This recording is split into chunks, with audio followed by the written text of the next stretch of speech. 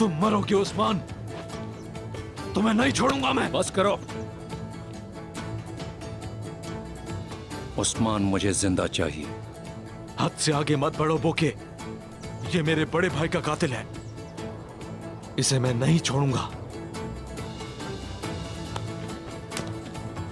अपने गुस्से पर काबू रखो पागल लड़के,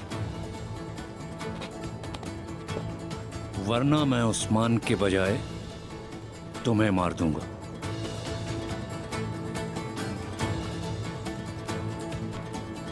कमांडर बुके, कमांडर, ये हमारा आपस का मसला है।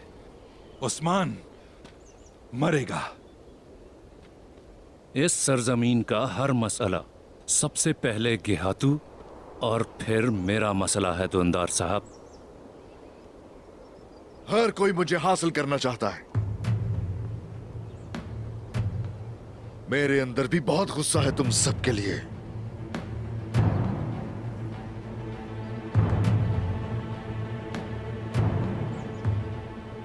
तुम अपने मसाइल के बारे में अजीम गेहातू को बताओ उस्मान, तरस आ रहा है तुम पर।